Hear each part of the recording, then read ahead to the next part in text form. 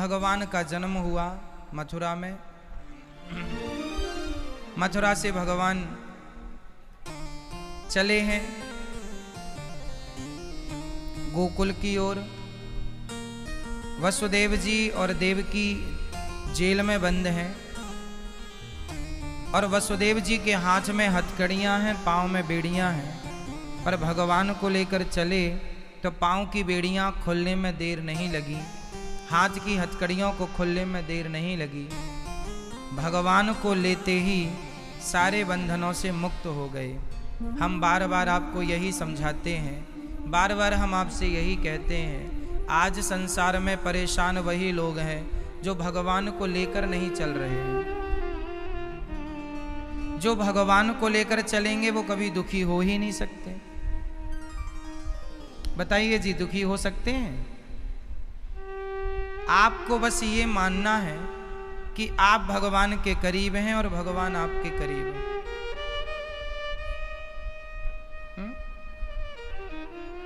हवा आ रही है इसमें?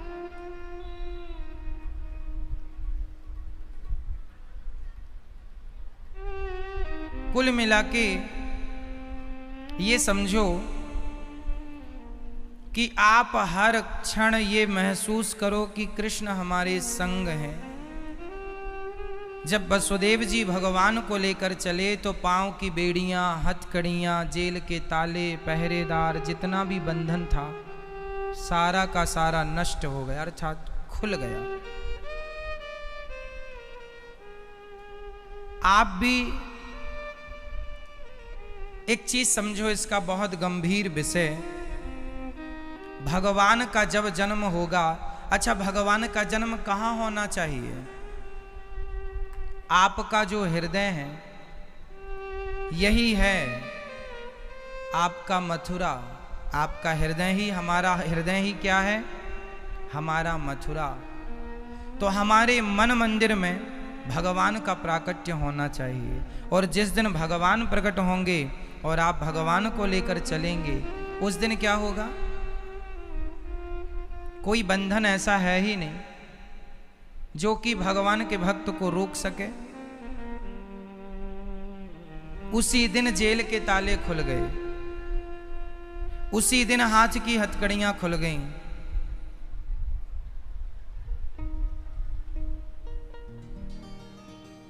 ये जेल के ताले क्या हैं? कहते हैं जो भगवान को लेकर चलता है उसके लिए मोक्ष के दरवाजे वैसे ही खुल जाते हैं जैसे वसुदेव जी के लिए जेल के ताले खुल गए, दरवाजे खुल गए। मोक्ष के लिए वो परेशान नहीं होता, बस भगवान को लेकर चलना है। अभी हम लोग किसको लेकर चल रहे हैं? संसार को। अभी हमारा मुंह किसकी तरफ है? संसार की तरफ। अब हम जरा सा यही तो कहते हैं कि आप जरा सा अपना मुंह भगवान की तरफ कर लीजिए। अब देखो ना, आप सवेरे सवेरे यदि पश्चिम दिशा की तरफ भागेंगे तो आपकी परछाई आपसे आगे होगी या पीछे? आपकी परछाई कहां होगी? आप यदि पश्चिम दिशा की तरफ जाएंगे तो आपकी परछाई आपसे आगे होगी, पश्चिम दिशा की तरफ चलेंगे तो परछाई को आप जितना पकड़ना चाहेंगे परछाई आपसे उतनी ही दूर चली जाएगी, उतने ही आगे बढ़ेगी। आपको परछाई के पीछे नहीं भागना। आप जरा ऐसा कीजिए कि आप सूर्य भगवान की तरफ भागने लग जाइए, और जब सूर्य भगवान की तरफ भागेंगे तो वही परछाई जो आपके आगे थी वही परछाई आपके पीछे हो जाएगी। संसार की तरफ भागोगे तो संसार का सुख आपके आगे आगे भागेगा, जितना पकड़ना चाहोगे उतना दूर जाएगा। इसलिए संसार के पीछे ना भागो, भगवान के पीछे भागोगे तो संसार का सारा सुख परछाई की तरह तुम्हारे पीछे पीछे भागने लग जाएगा, पीछे पीछे चलने लग जाएगा। हम लोग संसार की तरफ भाग रहे हैं इसलिए परेशान हैं। काश भगवान की तरफ भाग रहे होते तो हम इतने परेशान ना होते।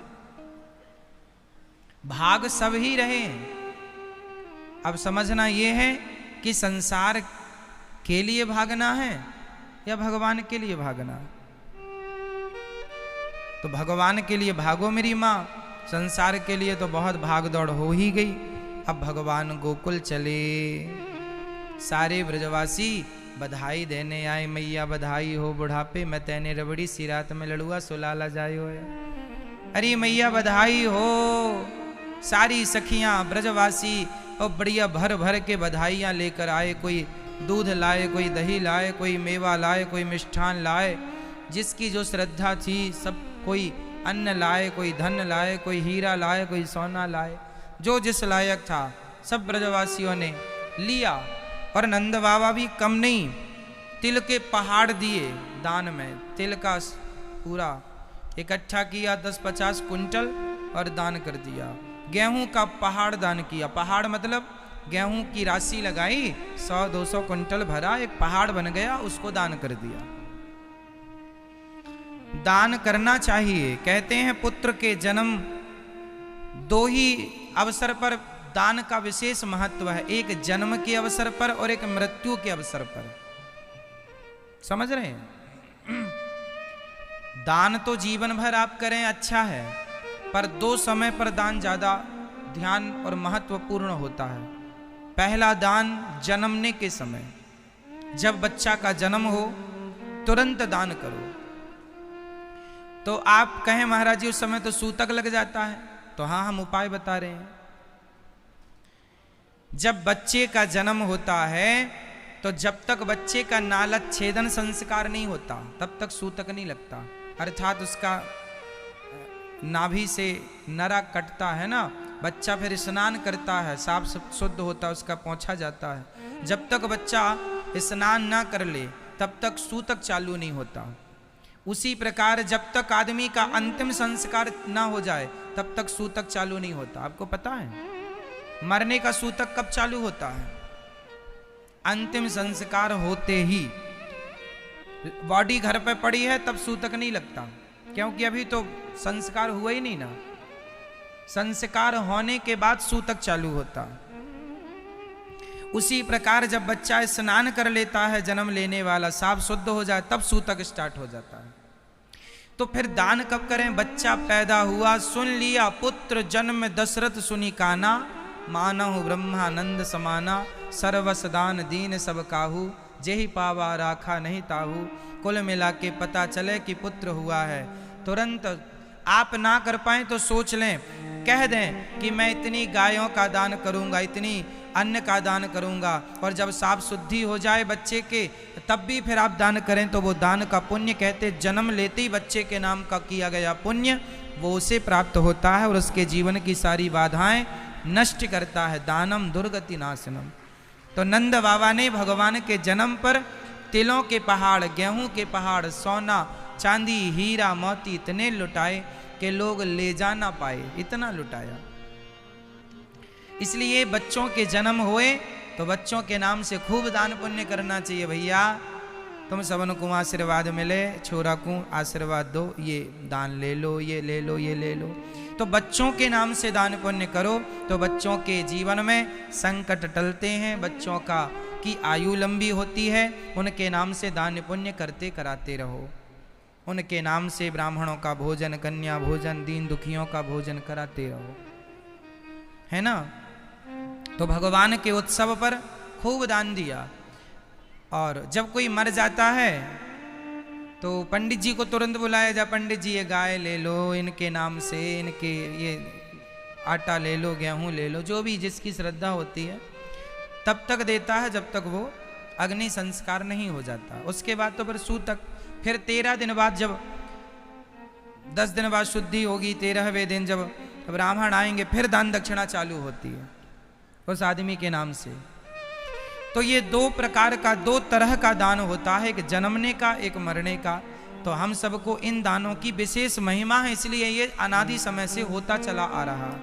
इसलिए घर में कोई बच्चे का जन्म हो तो जरूर दान पुण्य करना चाहिए, है ना।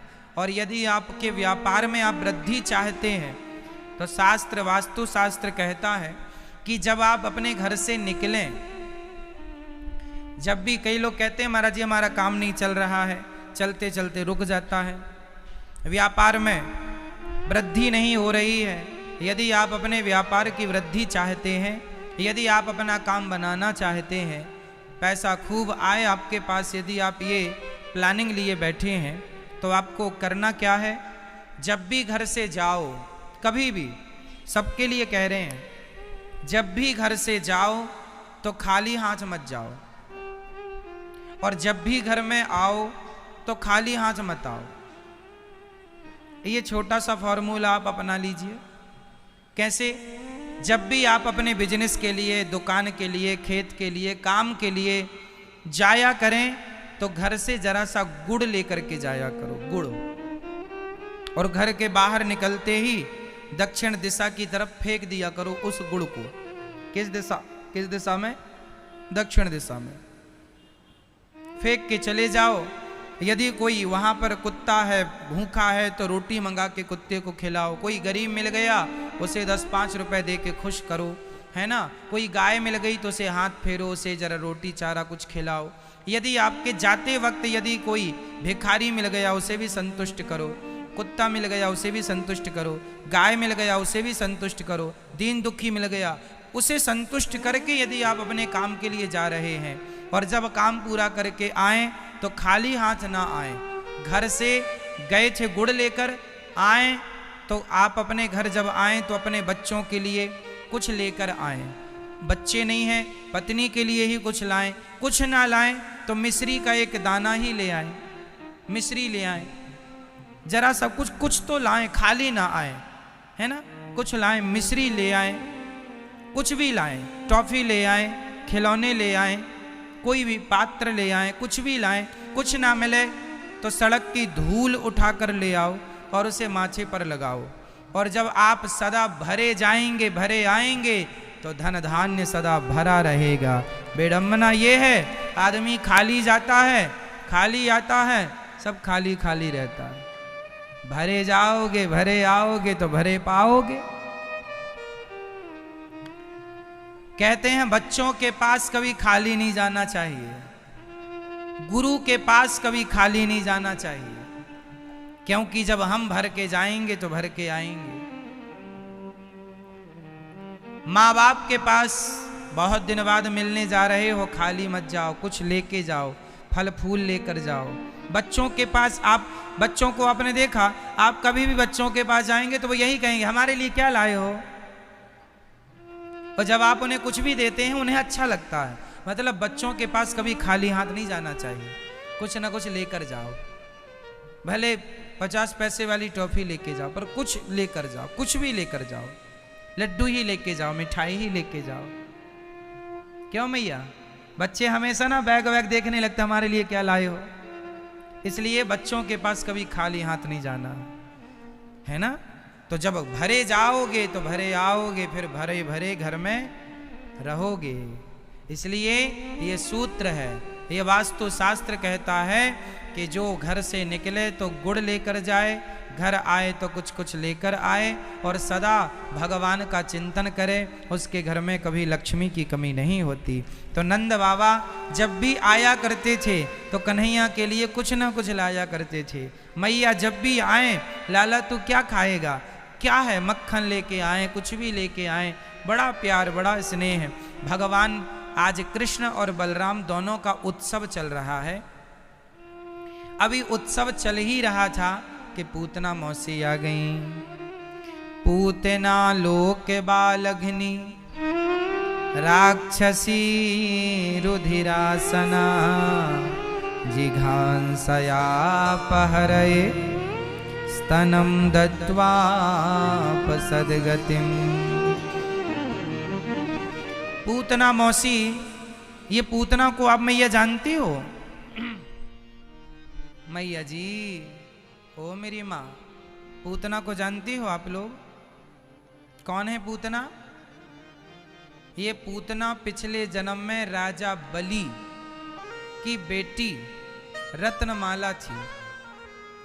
जब वामन भगवान आए तो बोला कि ऐसा बेटा मेरा होता तो दूध पिलाती, बड़ा सुंदर है वामन भगवान, बड़े सुंदर। और जब 3 पग भूमि में सब नाप लिया तो रत्नमाला बोली ऐसा छलिया बेटा मेरा होता तो जहर पिला के मार डालती। भगवान बोले तथास्तु। तो दूध भी पिया और जहर भी पिया, वही रत्नमाला पूतना बनी।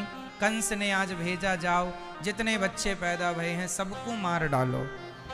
चला काफिला पूतना का। पूतना बड़ी माया जानती थी, रूप रंग बदल लेती थी, तो उसने रूप बदल लिया। कुरूपणी थी पर बड़ी सुंदर बन के आई है, बड़ी सुंदर।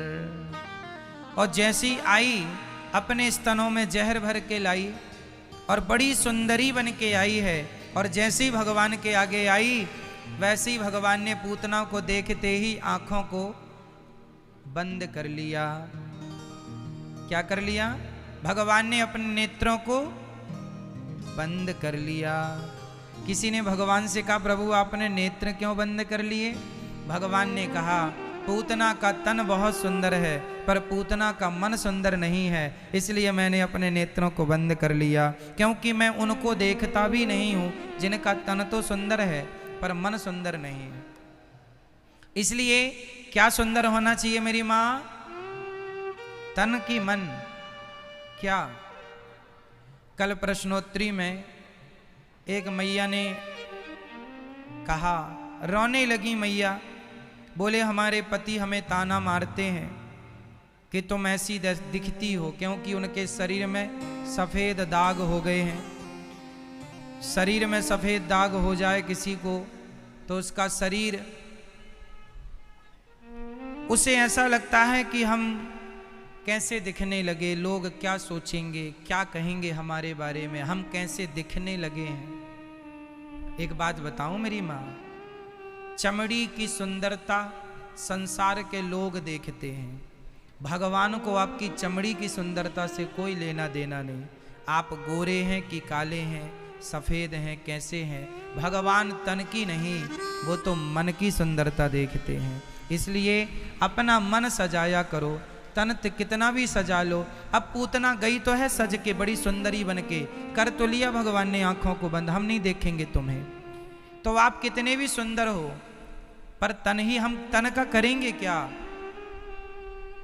इसलिए मैं आपसे कहा करता हूं कि किसी की बीमारी पर, किसी की कुरूपता पर, कोई काला है, कोई सांवला है, कोई गोरा है, किसी को सफेद दाग हो जाते हैं, बीमारी है एक प्रकार की,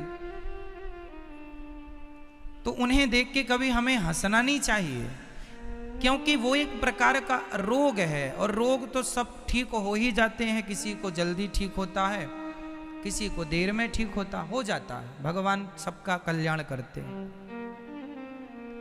पर अब इसका अर्थ ये नहीं कि अब किसी को सफेद दाग हो गए हैं तो आप उसका मजाक उड़ाने लग जाएं, अरे तुम कैसे दिखती हो या कैसा दिखते हो। नहीं जी, किसी को देखकर हंसना मत, क्योंकि हंसने से वो चीज फिर हम पर भी लागू हो जाती है। भगवान कहते हैं, अच्छा बड़ी हंसी उड़ा रहे हो, चलो तुम भी तैयार हो जाओ। इसलिए कभी किसी के किसी भी स्वरूप को देखकर हंसना मत, क्योंकि हमारे भगवान तो बाराह भी बने ना। भगवान ने कौन सा रूप बनाया? बाराह। आप लोगों को कोई कह दे सुअर हो तुम, सुअर, तो आपको बुरा लग जाता, महाराज जी आपने हमें गाली दे दी, सुअर कह दिया। हम तो आपको सुअर कह दें तो आपको बुरा लग जाएगा, लेकिन भगवान तो सुअर बन भी गए हैं, बाराह बन भी गए हैं ना। अवतार ही 24 अवतारों में एक अवतार लिया, बाराह अवतार। तो भगवान ये नहीं देखते कि आपका रूप कैसा है, रंग कैसा है, आपका मन कैसा है। क्यों? जवानी में आदमी ठीक दिखता है, बुढ़ापे में कैसे दिखता है? जवानी की सुंदरता बुढ़ापे तक चलती है क्या? शरीर तो नश्वर है, क्या बताएं भगवान की यही तो बड़ी माया है मेरी माँ।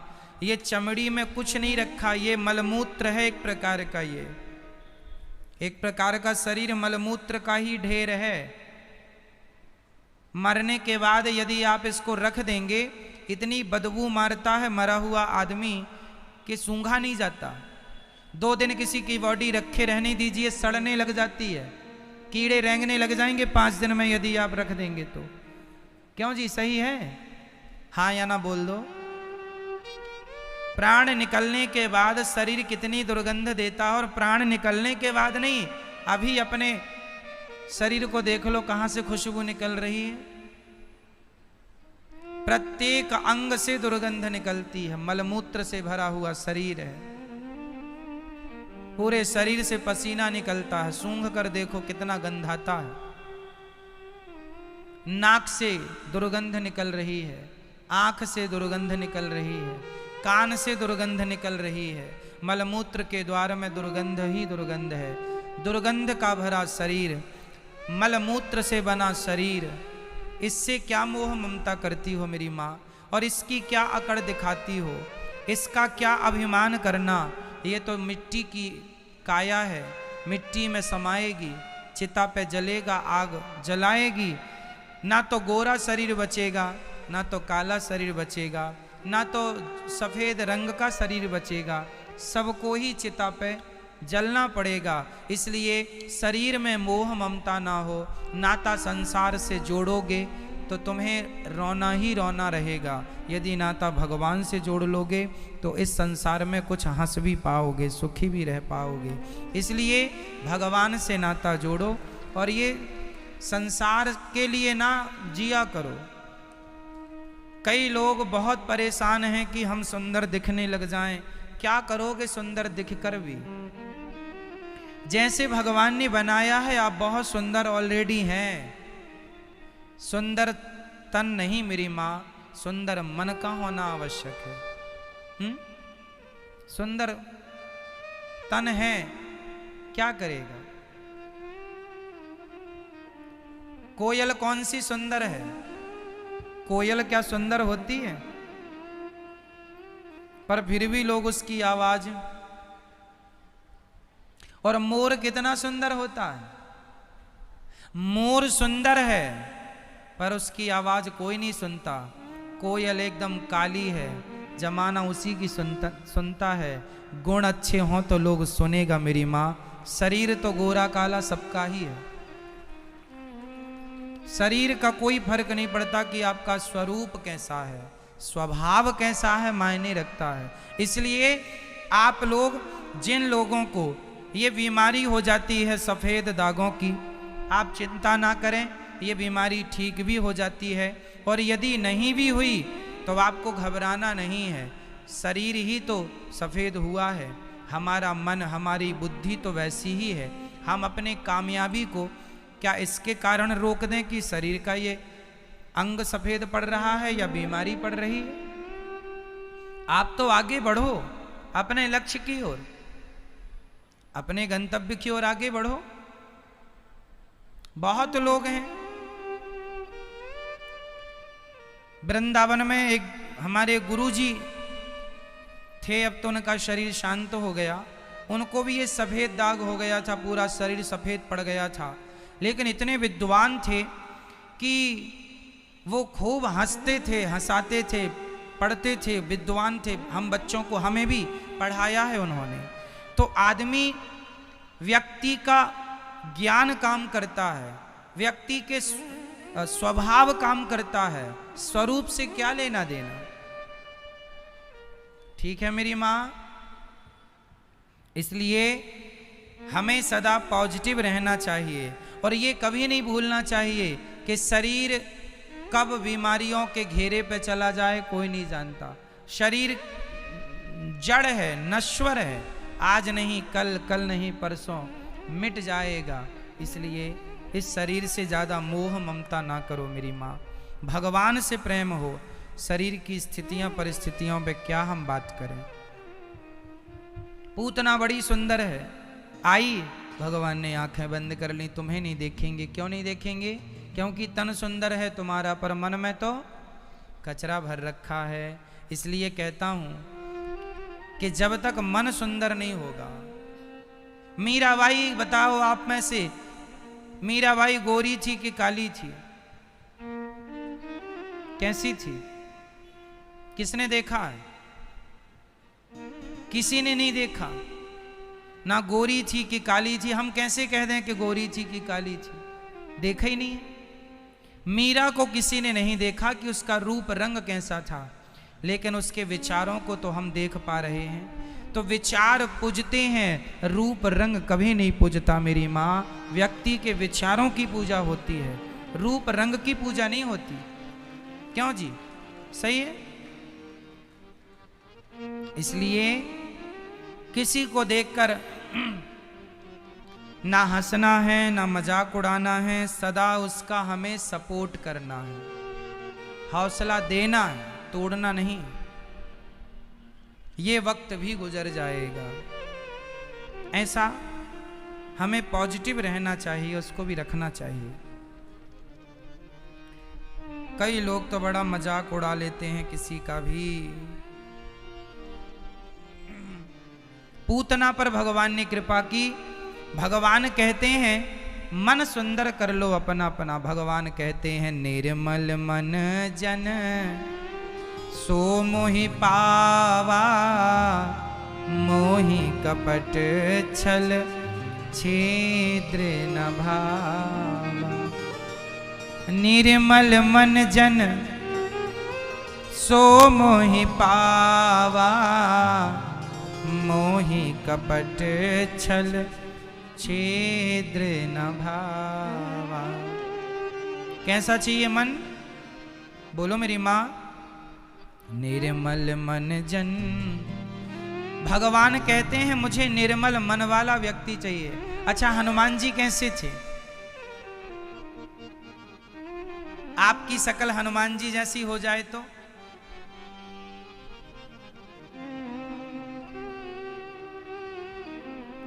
हनुमान जी से तो अच्छी शकल आपकी ही है। क्यों मैया? हनुमान जी से अच्छी शकल है आपकी? बोलो हाँ या ना? है ना? तो आपकी अच्छी है तो कहां तुम्हें मिल रहे हैं भगवान? और हनुमान जी बंदर हैं, फिर भी भगवान मिल गए कि नहीं? शकल में क्या रखा है? प्रेम है तो भगवान तो बंदरों को भी मिल जाएंगे। और भगवान से प्रेम नहीं है तो तुम विश्व सुंदरी भी रहो तो क्या करना? तुम्हारी विश्व सुंदरी से हम क्या करेंगे? क्यों? हमारे किस काम की तुम्हारी सुंदरता? और भगवान के किस काम की तुम्हारी सुंदर? हैं तो विश्व सुंदरियां, कपड़े उतार उतार के नाच रही हैं, तो ऐसी विश्व सुंदरी बनना है तुम्हें? क्यों? सही है। आज जितनी भी विश्व सुंदरियां हैं वो सब अपना प्रदर्शन कर रही हैं अंगों का। तो विश्व सुंदरी क्या इसलिए कि वो सारे जमाने को कपड़े उतार के अपने शरीर का अंग दिखाए? अरे विश्व सुंदरी कौन है? जिसने परमात्मा को पा लिया। मीराबाई विश्व सुंदरी है, ईश्वर को पा लिया। उस सुंदर नाम ही है श्याम सुंदर। जिसने श्याम सुंदर को पाया हो वही तो सुंदर है। और तुम अपने शरीर का ही प्रदर्शन करने को यदि सुंदरता मानती हो तो ये आपकी अपनी व्याख्या हो सकती है, ये आपकी अपनी परिभाषा हो सकती है। क्यों जी? मैया सही है। इसलिए मन की सुंदरता चाहिए। निर्मल मन हो, पवित्र हो, निष्काम हो, निष्कपट हो, कोई कामना नहीं। निर्मल मन जन। जामवंत जी कैसे थे? रीछ। जामवंत जी कैसे थे? रीछ।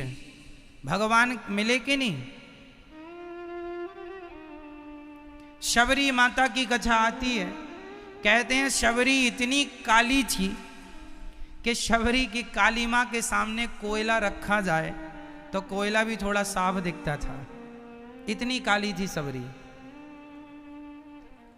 कोयले से भी डार्क थी, पूरी ब्लैक।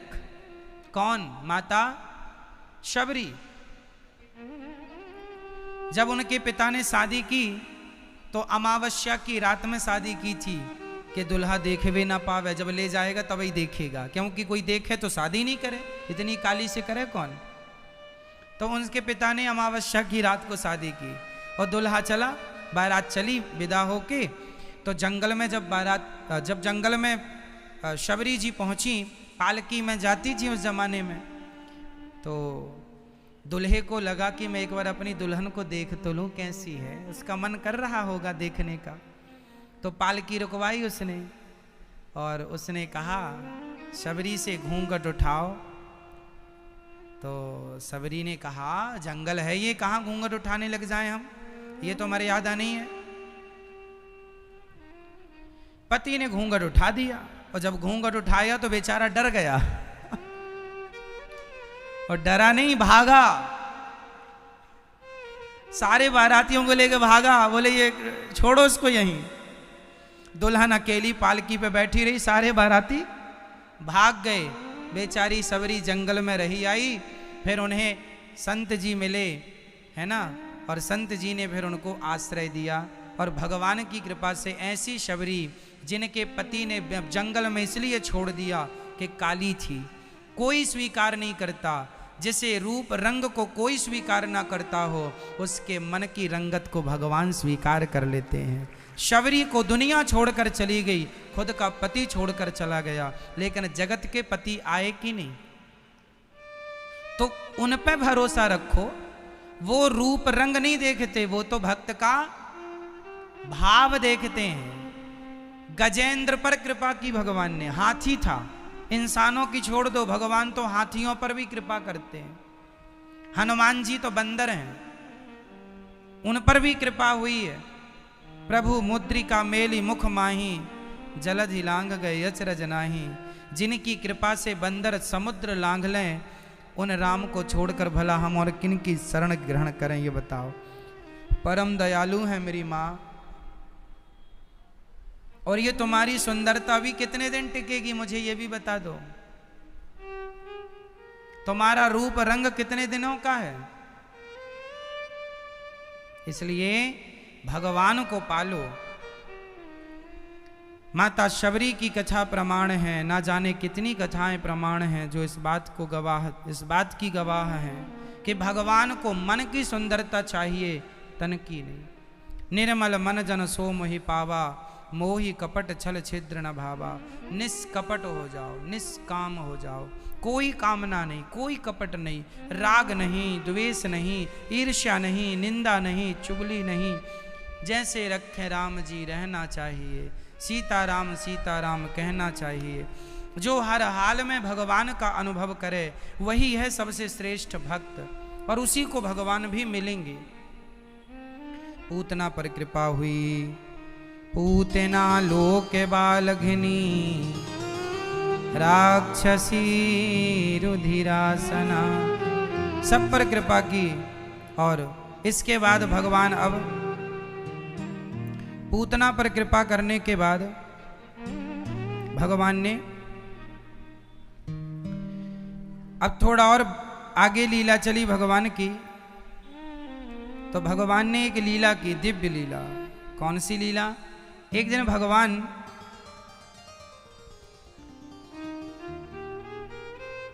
भगवान लेटे हुए थे।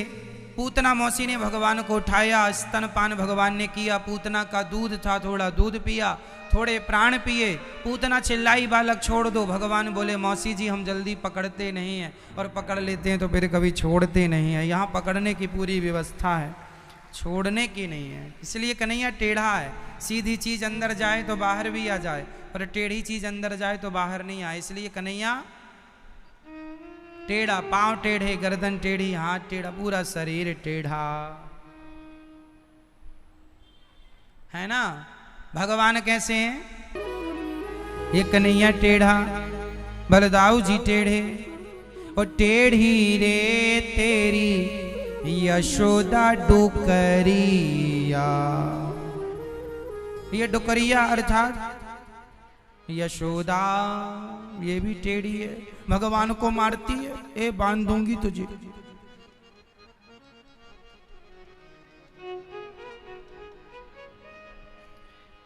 प्रिय भक्तों, भगवान शकटासुर तृणावर्त का उद्धार करते हैं। इसके बाद भगवान का श्री गर्गाचार्य जी नामकरण संस्कार करते हैं। हमारे सनातन धर्म में 16 संस्कारों की बात है।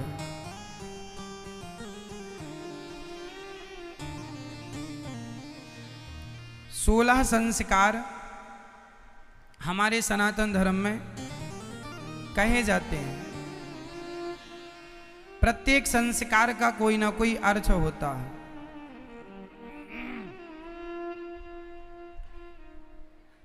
हमारे यहां संस्कार है, पहला गर्भाधान, गर्भाधान संस्कार, दूसरा पुंसवन संस्कार, तीसरा सीमंतोन्नयन संस्कार, चौथा जात कर्म संस्कार, पांचवा नामकरण संस्कार, छठवां निष्क्रमण संस्कार, सातवां अन्नप्राशन संस्कार, आठवां चूड़ा कर्म संस्कार, नौवां विद्यारंभ संस्कार, 10वां कर्ण भेदन संस्कार, 11वां यज्ञोपवीत संस्कार, 12वां वेदारंभ संस्कार, 13वां केशांत संस्कार, 14वां समावर्तन संस्कार, 15वां विवाह संस्कार और 16वां अंत्येष्टि, जिसे अंतिम संस्कार कहते हैं। हर संस्कार हमारे यहां कुछ ना कुछ सिखाता है। हर संस्कार के पीछे कोई ना कोई साइंस है। अब देखो, मैं साइंटिफिक बात कर रहा हूं। हमारे यहां जो एक संस्कार है अन्नप्राशन संस्कार, यह संस्कार होता है जब बच्चा 6 महीने का पूरा हो जाए, 6 महीने का। 6 महीने तक बच्चे को माँ का दूध ही पिलाना चाहिए, ऐसा डॉक्टर आज कहते हैं। लेकिन हमारे ऋषि मुनियों ने भी यही कहा कि 6 महीने के बाद ही बच्चे को खीर चटानी चाहिए।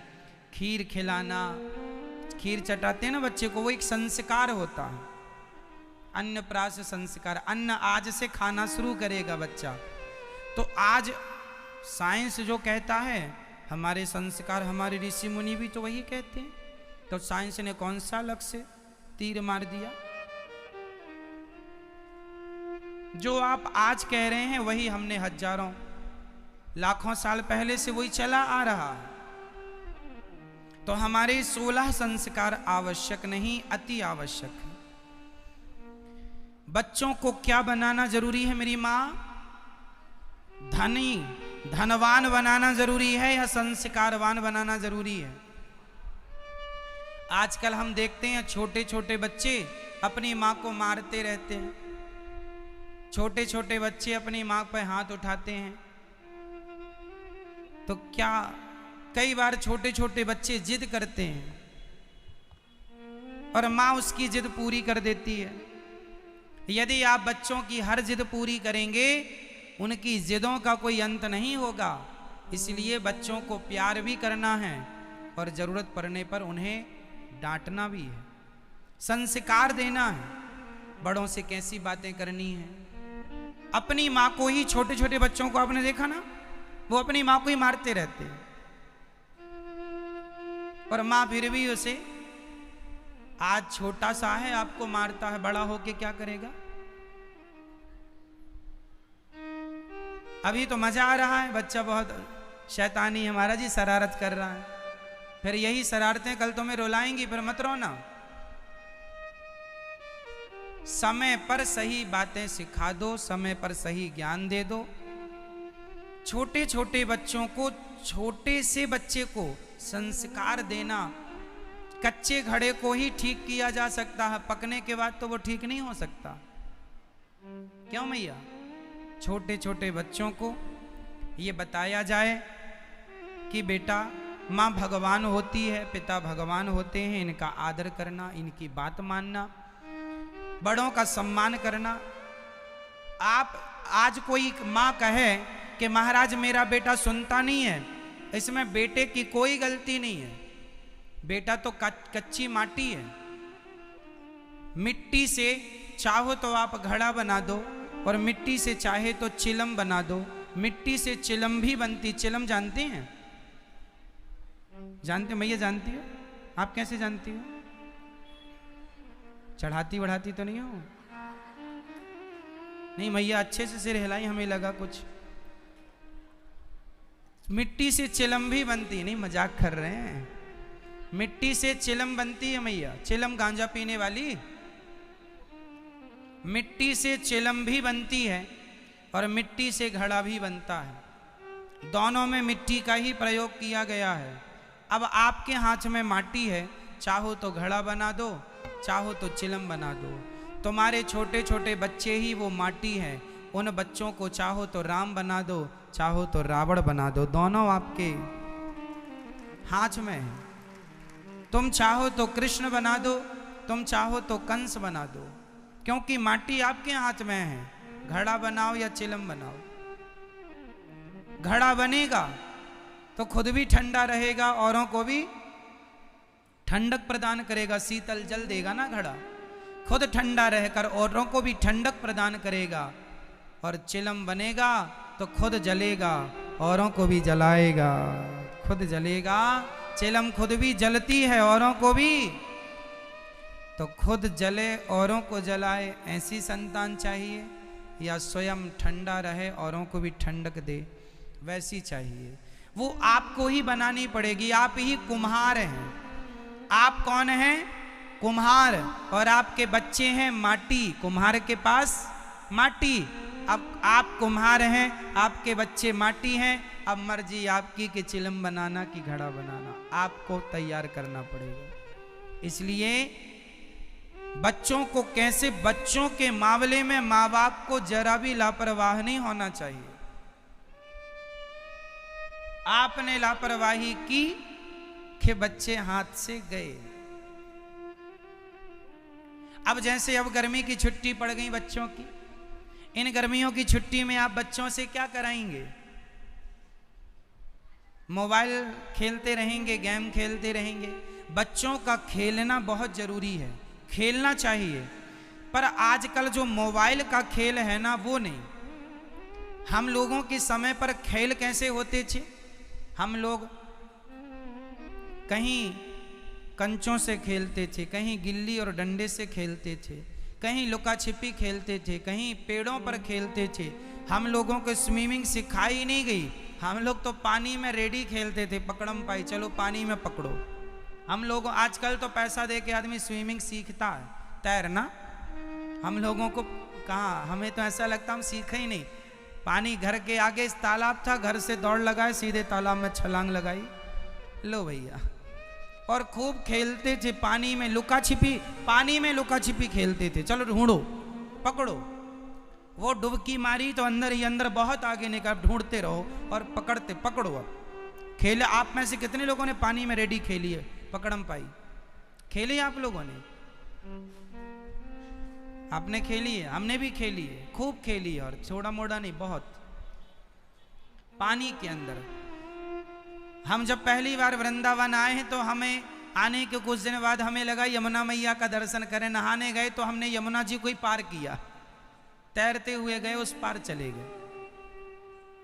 तो कहने का अर्थ ये है कि बच्चों की, आज की जो बच्चे मोबाइल पर खेलते हैं, कंप्यूटर लैपटॉप पर खेलते हैं गेम इत्यादि, इससे बुद्धि का विकास नहीं होता, इससे तो बुद्धि और स्लो हो जाती है।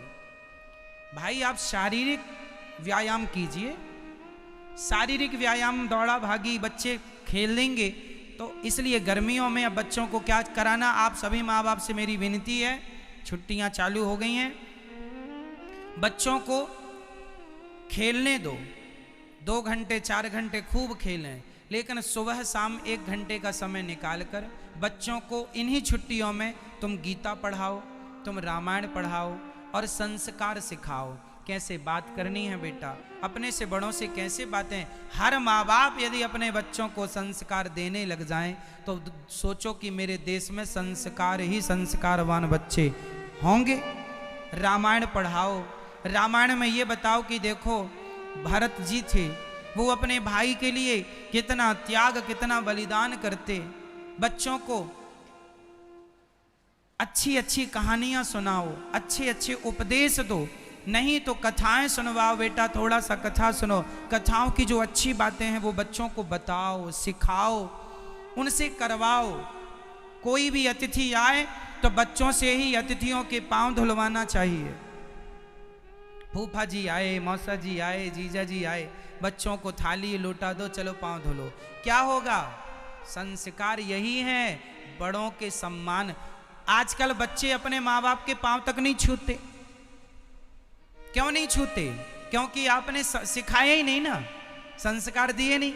आपके घर में कोई मेहमान आता है तो आप अपने बच्चों से कहते हैं कि बेटा प्रणाम करो इनको, तो वो प्रणाम घुटनों को कर लेते हैं। तो आपको टोकना नहीं चाहिए कि बेटा ऐसे नहीं, ऐसे प्रणाम करो, माथा नीचे रखो और आज के बाद ऐसे ही प्रणाम करना। तुम्हें सबको ऐसे सिखाओ। ब्राह्मणों के, गुरुजनों के, अतिथियों के चरण धुलना, चरणों को दबाना, दादी के पांव दबाओ। चलो अपने बेटे से बोलो, चलो बेटा दादी के पांव दबाओ। क्या होगा? सीखेगा, चरण दबाना सीखेगा। दादा के चलो पांव दबाओ, सीखेगा। यही संस्कार नहीं दोगे तो कल रोगे, फिर मत कहना कि हमारी औलाद सुनती नहीं है। सिखाया तो है नहीं तुमने, गर्मियों की छुट्टी में कुछ नहीं सिखाया। सिखाओ, कौन सिखाएगा? पड़ोसी आएंगे। फिर आजकल तो दादा दादी ही नहीं बचे। दादा दादी गांव में रहते हैं, अलग रहते हैं। अब तुम्हारी दादी है ही नहीं तो पांव किसके दबाए बेचारा? दादा है ही नहीं अब। इसलिए बड़े बुजुर्गों की भी जरूरत पड़ती है। बच्चों को दादा दादी जरूरी है, क्योंकि दादा दादी ही पहले के ज़माने में हमारी मौसी, हमारी दादी, हमारी नानी हमें कथा सुनाया करती थी। हम जब भी नाना जी के यहाँ जाते थे, नाना जी हमें रामायण सुनाया करते थे, चौपाइयाँ बताया करते। देखो ये चौपाई लिखी है, ऐसा लिखा है, ऐसा करना चाहिए, सब बताते। आजकल के दादाजी भी मॉडर्न हो गए हैं। इन्हें भी जुआ खेलने से फुर्सत नहीं है, पंचायत करने से फुर्सत नहीं आज के दादाओं को। पहले के दादाजी मंदिर ले जाते थे, आजकल के दादाजी जुआ खेलने जाते हैं तो पोते को ले जाते हैं। इसलिए सबका सुधरना जरूरी है। केवल बच्चे नहीं बिगड़ रहे हैं, आज के तो बूढ़े भी बिगड़ रहे हैं। इसलिए सबको संस्कारों की आवश्यकता है। सिर्फ बच्चों को ऐसा नहीं, सबको, हमें, आपको, सबको जरूरत है। कैसे बोलना है, कैसे बातें करनी है, सिखाओ बच्चों को। तो इन गर्मियों में बच्चों को क्या सिखाएंगे? गीता के श्लोक याद करा देना कुछ 4, 6, 10, रामचरितमानस याद करा देना कुछ, अच्छी अच्छी कहानियां सुनाया करो राम जी की, भगवान श्री कृष्ण की। अपने धर्म का ज्ञान दो बच्चों को, राम जी कौन है, कृष्ण जी कौन है। अपने धर्म का बोध कराओ। धर्म क्यों जरूरी है बताइए? कर्म में और धर्म में बड़ा कौन? कर्म बड़ा कि धर्म? जोर से बोलो, क्या बड़ा है? कर्म, कई लोग कहते हैं कर्म ही करें, कर्म श्रेष्ठ। कई लोग कहते हैं कर्म करो, कर्म ही पूजा है। कर्म करना चाहिए। गीता में भी लिखा है कर्मण्येवाधिकारस्ते मां फलेषु कदाचन। कर्म करना चाहिए, कर्म श्रेष्ठ है। पर ये ज्ञान अधूरा है। अध गगरी छलकत जाए, जो आधी गगरी भरी होती है छलकती ज्यादा। अधूरा ज्ञान किसी काम का नहीं। इसलिए ज्ञान हो तो पूरा हो। उस सब्जेक्ट का पूरा ज्ञान तो कोई नहीं प्राप्त कर सकता ब्रह्मांड का, पर जिस सब्जेक्ट का ज्ञान हो वो ज्ञान पूरा हो। हम जरा सी देर में आपको ये समझा देते हैं कि कर्म बड़ा कि धर्म बड़ा। हमने कई बार समझाया है इस विषय को, क्योंकि ये बहुत ज़रूरी है सबको जानना, इसलिए बार बार बताते रहते हैं। कर्म और धर्म, ये दोनों में कौन बड़ा है मैया आप बताओ? धर्म कैसे बड़ा है? तो कर्म ना करे मेरी माँ, धर्म के लिए भी तो कर्म करना ही पड़ेगा। माना कि किसी को दान देना है, दान देना ही पुण्य धर्म है, तो दान देने के लिए भी कर्म तो हो ही रहा है। आपके दरवाजे में कोई प्यासा आ जाए, कहे पानी पिलाओ, तो पानी पिलाना धर्म तो है, पर गिलास में पानी भरना कर्म तो हुआ, और लेके वहां तक पहुंचना कर्म हुआ। जब वो पी लेगा तब धर्म हो जाएगा। क्यों जी? सही है? तो कर्म के बिना धर्म भी तो अधूरा है, और ये भी सत्य है कि धर्म के बिना कर्म भी अधूरा है। ये दोनों एक दूसरे के पूरक हैं। कैसे हैं? समझो इसको। धर्म केवल ये बताएगा कि कौन सा कर्म करना है और कौन सा कर्म नहीं करना। जैसे कोई आयुर्वेद का डॉक्टर है, वैद्य, कोई आयुर्वेद के वैद्य जी हैं, उनके सामने 50 प्रकार की जड़ी बूटी पड़ी है। तो आपने कहा कि भाई डॉक्टर साहब, वैद्य जी, हमें टीबी की बीमारी हो गई है, तो वैद्य जी आपके लिए दवाई तैयार करेंगे। तो जो 50 प्रकार की सामने धरी हैं, तो क्या सारी 50 प्रकार की उड़ेल देंगे? नहीं, वो दवाई तुम्हें बनाकर देंगे, पर वो क्या करेंगे? कौन सी दवाई इस बीमारी में उपयोगी है और कौन सी दवाई इस बीमारी में उपयोगी नहीं है, कौन सी दवाई डालना है, कौन सी नहीं डालना, ये कौन सी डालें कौन सी ना डालें, ये कौन निर्णय कर रहा है? यही है धर्म। धर्म कहता है कि दूध पियो, शराब ना पियो, दाल चावल रोटी खाओ, मांस ना खाओ। तो धर्म ही तो कह रहा है कि मांस ना खाओ। अब आप तो कोई मांस खाए तो उससे कहो क्या कर रहे हो? बोले हम तो अपना कर्म कर रहे हैं। भाई मांस खाने वाला मांस खाए तो वो तो अपना कर्म कर रहा है। शराब पीने वाला शराब पिए, वो अपना क्या कर रहा है? कर्म। कर्म तो सब कुछ हो रहा है, लेकिन धर्म बताएगा कि कौन सा कर्म करने योग्य है, कौन सा कर्म करने योग्य नहीं है। तो धर्म का ज्ञान इसलिए चाहिए कि वो ये बताता, जैसे चलनी, आटा चालने की चलनी, जब आटा चालते हैं तो अच्छा आटा नीचे गिर जाता है, चोकर चलनी में रह जाता है, कचरा गंदा आटा चलनी में रह जाता है। उसी प्रकार धर्म एक चलनी है जो सही कर्म को और गलत कर्म को डिवाइड कर देती है, अलग अलग कर देता है। ये वाला तुम कर लो, ये वाला मत करो। तो धर्म केवल ये बताता है मेरी मां, चलो एक आदमी अंधा है, अंधे को अब आप कैसे बुलाएंगे? आप बुलाइए। एक अंधा जा रहा है और आपको बुलाना है, बुलाओ। कैसे? आप बुलाओ। कैसे बुलाओगे भैया? बुलाओ। हा? कैसे बुलाएंगे? आप बुलाओ।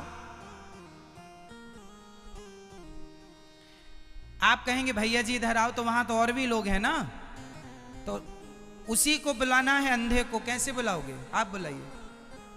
हाँ? नहीं, आपको जाना नहीं, बुलाना है। आप भैया आप बुलाओ। कैसे बुलाओगी अंधे को? नहीं, आप बुला भी नहीं पा रहे हैं। लो चलो हम बुला रहे हैं।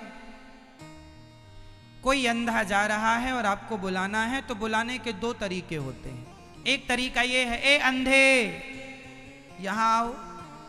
एक तो ये, और दूसरा, सूरदास जी जरा यहां आइए। एक ये, सूरदास जी जरा यहां आइए। तो दोनों बातों का अर्थ एक ही है, लेकिन कौन सी बात सुनने में अच्छी लगी? सूरदास जी अच्छी लगी ना सुनने में? तो ये कौन निर्णय लेता है कि हम उस वाली बात का प्रयोग करें, किस वाली बात का? यही है हमारे अंदर का धर्म। धर्म ही कहता है अंधे को अंधा नहीं, उसे रिस्पेक्ट दो। भैया सूरदास जी आइए, स्वागत है। यही धर्म ये है। यदि धर्म का ज्ञान नहीं होगा तो फिर कई लोग उस अंधे का मजाक भी उड़ाते हैं, क्योंकि उसे धर्म का ज्ञान। इसलिए कर्म करना है, पर धर्म ही बताएगा कि कौन सा कर्म करना है, कौन सा नहीं, कौन सी बात कहनी है, कौन सी नहीं। हा? चलो, आपके बगल में आपकी मां खड़ी है, उसका परिचय देना। सामने वाला पूछ रहा आपसे, ये आपकी कौन है? तो आप क्या कहेंगे? क्या है ये? हाँ, ये कौन है? ये, इसके भी दो बातें होंगी, इसका दो परिचय दे के बताओ। कैसे दो प्रकार से कहेंगे आप?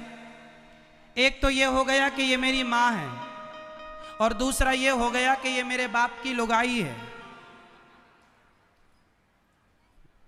बात वही है, पर कितना बुरा लग रहा बोलने में। गलत है ना, रॉन्ग है ना, बस यही है। धर्म जो है वो आपको यही बताएगा कि क्या उपयोग करना है और क्या उपयोग। सामने शराब रखी है और सामने दूध रखा है, अब आपको क्या निर्णय लेना है, दोनों में से क्या पिएंगे आप? शराब के दूध?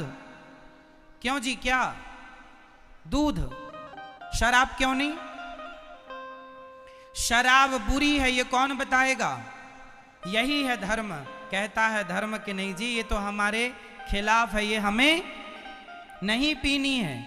तो कुल मिलाकर यदि धर्म का ज्ञान है तो आप दूध तो पिएंगे, शराब नहीं पिएंगे। और आज जितने लोग शराब पी रहे हैं उन्हें धर्म का ज्ञान नहीं है, इसलिए पी रहे हैं। आज जितने लोग मांस खा रहे हैं उन्हें धर्म का ज्ञान नहीं है, इसलिए मांस खा रहे हैं। आज जितने लोग अपनी माँ को घर से निकाल रहे हैं, माँ को गालियां दे रहे हैं, माँ को दुत्कार रहे हैं, उन्हें धर्म का ज्ञान यदि होता तो ये दिन ना देखने पड़ते, ये स्थितियां उत्पन्न ना होती। क्यों? कुल मिलाकर कहने का अर्थ ये हुआ कि हमें धर्म का ज्ञान यदि नहीं है तो हम मुर्दे की तरह, हम जीते जी क्या है, मुर्दा। इसलिए आप सामान्य बात भी किसी से करें उसके लिए भी धर्म चाहिए। इसलिए अपने बच्चों को कौन सा पाठ पढ़ाओगी मेरी माँ? धर्म का। बेटा कर्म तो करना है पर धर्म का ज्ञान रख के कर्म करना है। धर्म बताएगा कि बेटा इस रास्ते पर चलना ठीक है, इस रास्ते पर चलना गलत है। इसलिए बच्चों को बाल्यकाल से ही धर्म का बोध कराओ, पाठ पढ़ाओ। बेटा ये धर्म है, ये अधर्म है, ये सही है, ये गलत है ना, ठीक है। माँ बाप की सेवा करना धर्म है, माँ बाप का उनकी आज्ञा का उल्लंघन करना, उनके साथ गलत ढंग से बात करना सब गलत है। सब चीज़ बताओ। बड़ों के साथ कैसी बातें करना है। घर में कचरा आप लोग खाते हैं, थूक देते हैं, सड़क में फेंक देते हैं। क्या देश की साफ सफाई करना हमारा धर्म नहीं है? अब आजकल लोगों को ज्ञान नहीं है ना धर्म का, इसलिए खाए पाउच खाते हैं और फेंक देते हैं। शराब पी, बोतल फेंक दी। कुछ खाया, बिस्किट खाया, बिस्किट का कचरा फेंक दिया, कहीं डस्टबिन नहीं डाला, कहीं नहीं अच्छी जगह, कहीं भी फेंक दिया। केला खाया, छिलका सड़क में फेंक दिया। मतलब सेंस ही नहीं है लोगों के अंदर। इसलिए भारत आज ऐसी स्थिति में है कि लोग ऐसे लोग हैं, इतने आलसी लोग भारत में हैं, गुटखा खाने वाले, कि वो जिस बिस्तर पर सोते हैं, अब वो गुटखा खाकर तो सोते हैं, अब थूकने के लिए टूट नहीं सकते तो तकिया उठाए, पिचकारी मारी, तकिया रखे, सो गए। ऐसे लोग भारत में ही मिलेंगे आपको, और कहीं ढूंढ लो दुनिया नहीं मिलेंगे। क्यों जी? सही है। उनको सोने की लंका दे दो रहने के लिए, पर वो थूकेंगे जरूर तकिया के नीचे। क्यों? सही है। मैया कहाँ के लोग हैं ये? भारत के लोग हैं। अब क्या करो, अब ऐसे लोग हैं भारत में। चलो आप लोग समझदार होइएगा और धर्म का बोध जरूरी है ना मेरी माँ? तो भगवान के 16 संस्कारों में एक संस्कार है नामकरण संस्कार। जब भगवान देखिए, आप संस्कारवान होंगे। संस्कार किसे कहते हैं? संस्कारी कौन? जो सेल्फ डिपेंड है, आत्मनिर्भर है, वही संस्कारवान है। आपको अपने बाप के आश्रित नहीं रहना, आपको अपने भाई के आश्रित नहीं रहना, आपको किसी के आश्रित नहीं रहना, आपको अपने पाँव में खुद खड़े होना है, आपको अपने रास्ते खुद तय करने हैं, आपको खुद अपनी फैक्ट्री, अपना बिजनेस, अपना व्यापार अपने बल से तैयार करना है। माँ बाप का जो है उसे बढ़ा सको तो बढ़ाओ, अपना बना सको तो बनाओ। कई लोग माँ बाप का ही खाते पीते रहते हैं। नहीं जी, सवाल खड़ा होगा फिर आपका क्या है? ऐसे में तो देश का कल्याण नहीं होगा। इसलिए संस्कारी वही है जो अपने माँ बाप के